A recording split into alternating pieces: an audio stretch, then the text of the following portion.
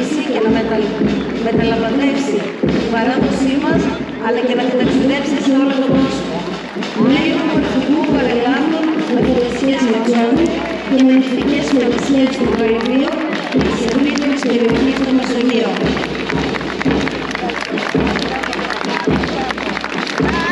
Ακολουθεί το έγνοια.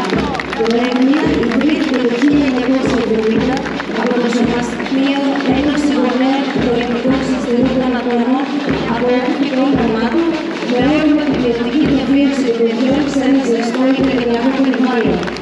Το προσωπικό του έγνοια σκοπεύει και πετυχαίνει την ενδυνάμωση των εξυπηρετημένων ατόμων ώστε να συμμετέχουν τελικά σε κάθε πτυχή της ζωής μας. Βασικές αρχές του έγνοια είναι η αποδοχή, ο σεβασμός και η εξέλιξη του προσωπικών προσωπικών στην ζωή. Μπράβο σας!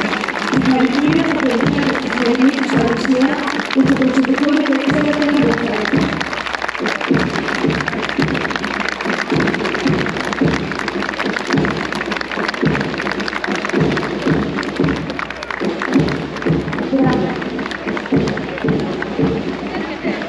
Ακολουθούν οι μαθητές μας. Με τρόπο τα ιδιαίτερα μας. Πρώτο Λύκειο Καρυβείο. Είναι η εκπαιδευτική μονάδα προγράμματος εκπαίδευσης με στόχο την υποδοχή των φροντίδων Λυκείων, καθώς και την οργάνωση των φροντικών δραστηριοτήτων.